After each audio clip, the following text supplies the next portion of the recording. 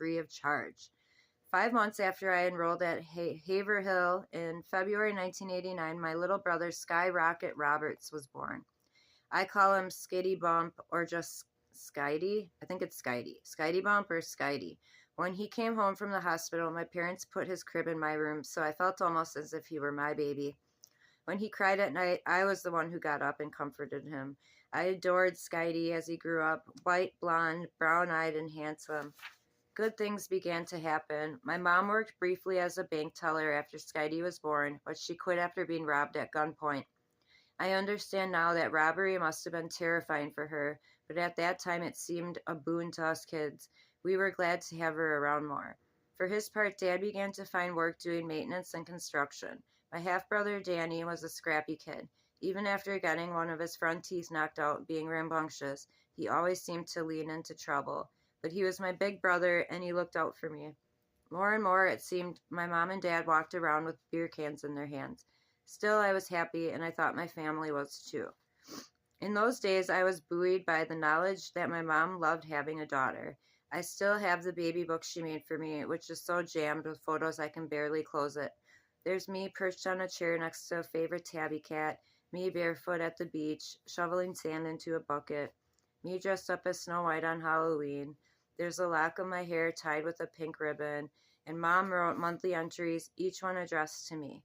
My special girl, she wrote. When my freckles popped out, just like my mom's, she called them angel kisses and insisted they made me prettier.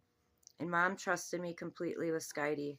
One day, while playing in the sand pit under the treehouse Dad had built us, Skitty tugged on my t-shirt. "Sissy," he said, and when I turned around, he pointed at a snake slithering toward us. I wasn't particularly afraid of reptiles. At one point, I'd kept a lizard in a shoebox under my bed, filling a bottle cap each night so he had water. But something told me this viper was trouble. I grabbed Skitty and ran for the house, screaming. Mom came out just in time to see the deadly water moccasin slipping into the grass. Later, she said I had saved Skitty's life. I loved our neighborhood. We lived in the second house on the left on Rackley Road, just down the street from the Rackley family. You might think that since our dirt road was named after them, they'd be sitting pretty on the nicest plot of land. Instead, it seemed like they'd sold off the best parcels around them, keeping the mangiest, muddiest piece for themselves. By the time we moved in, the Rackley clan were what we called hillbillies, rough as guts with lots of barking dogs, but no front lawn. Our land had its own small pond with a tiny island in the middle of it. And after my father built a narrow bridge linking to the nearest stretch of shore, the island was my spot. I spent hours there reading, drawing, and daydreaming about how my life might turn out. One day, while I was lolling about, I spotted an alligator snapping turtle, as big as a truck tire, sticking its head out of the water. I'd never seen a turtle that large, so of course I wanted to catch it. Mom said I should ask the Rackleys. "They'll know what to do," she said, and they did. One of their boys, there were several, including one set of twins, but a hunk of meat on a hook tied to a string with a bell on it. 2 days later, when the bell started ringing, I watched in awe as the Rackleys pulled the bloody turtle out of the pond, its jaws snapping. Later that night, there was a knock at our door, yet another Rackley boy. He said his mom had made turtle soup if anyone wanted to taste it. I thanked him but declined. I'd already decided I wanted to be a veterinarian, ever since I heard that taking care of animals was a job some people got paid to do. So, oh, okay, it's still going. Okay. I just got a notice, so I'm probably going to have to wrap up because I don't know if it's going to let me read all this, but I'll try. Hopefully it does. All right. I'd heard about taking care of animals was a job you get paid to, so I didn't want to eat the turtle. I was excited just to see the turtle's sharp beak and scaly shell up close. I didn't know they were going to make soup out of the turtle. I thought they were going to just give him to her for a pet. I guess if he's a snapping turtle, you don't want that. I'm just going to put my hair up quick. Of what I have left, I barely have any hair, you guys. I'm sad. I'm sad because my looks are fading and I hate it. That was all I had for me was my looks. Now I have nothing. No. Okay, anyways. We kids never lacked for adventure. We built makeshift bike ramps out of boards and cinder blocks that sent us flying, but we somehow managed not to get hurt. We prided ourselves on being able to handle whatever Loxahatchee dished out. One time, after Dad installed an electric fence on the property, we took turns seeing who could grab it and hold on the longest. Another time, Danny fell through a rotten roof that we were not supposed to be climbing on and broke his arm. If you'd asked, we would have told you we lived in heaven. Whenever Mom took us to her sister's kids in their North Palm Beach housing development, we couldn't believe our cousins had to live in such a boring place. What do you guys do for fun? I'd asked, trying not to reveal how sorry I felt for them. My tomboy ways were about to be interrupted, though, by the realities of starting elementary school. Maybe it was a holdover from her own upbringing, but Mom had very clear ideas about how she wanted her only daughter to appear to the outside world. Suddenly, I was forced to trade my jeans for frilly dresses that I hated almost as much as the brightly colored ribbons Mom insisted on tying into my hair each morning. Still, I loved first grade. My favorite teacher was Mrs. McGirt, who recommended I checked out Charlotte's Web about a girl named Fern who, like me, lived on a farm. Like Fern, I was an early riser, always eager to get a jump up on the day. Like Fern, my family had dogs and goats and chickens, though no pigs like the adorable Wilbur. I loved that book. On the nights Mom tucked me in, I had her read it to me. On the nights when my parents were drunk, I had put myself and Skydee to bed. I practiced reading it out loud, especially the end when Charlotte tells Wilbur about the wonderful life he will lead. This lovely world, these precious days. I adored the idea that Wilbur was so dear to Farmer Zuckerman that the little pig would never ever be harmed.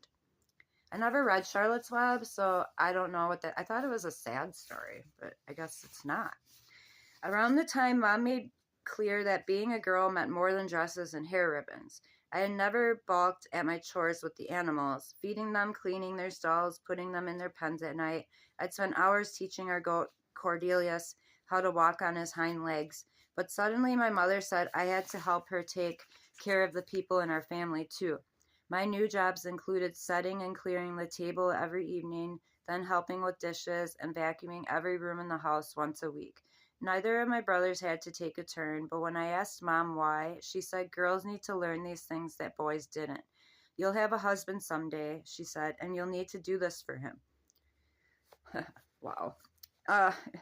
It's funny to think about now because it's not as if my mother was a very good housekeeper. The inside of our house often looked as if a tornado had just torn through it. But the message was clear. We were both female, and I was going to shoulder some of her load. My mother had its rituals. Every night we'd assemble around our coffee table for dinner. Fish sticks, chicken tenders, anything that was on special at the local Pantry Pride.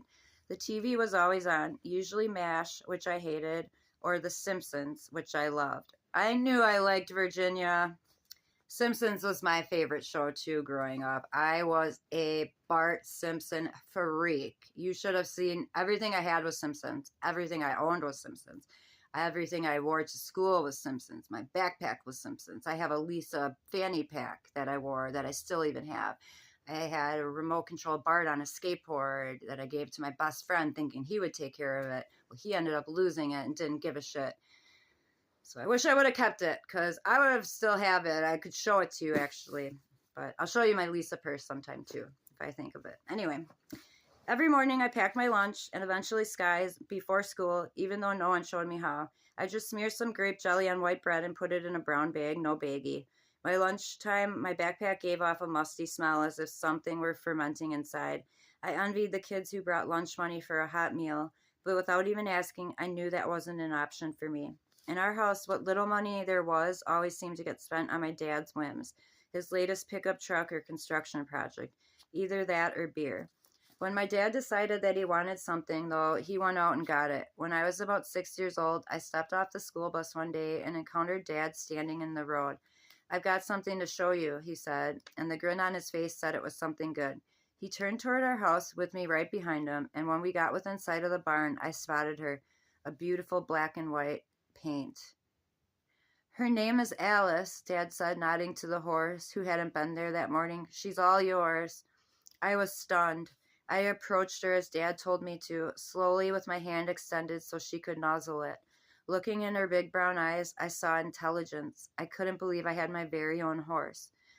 From that point on, Alice and I were inseparable. I could have changed her name, I guess, but I didn't because it reminded me of Alice in Wonderland, a book I adored. That's funny too, because I love Alice in Wonderland. Like, that was my favorite growing up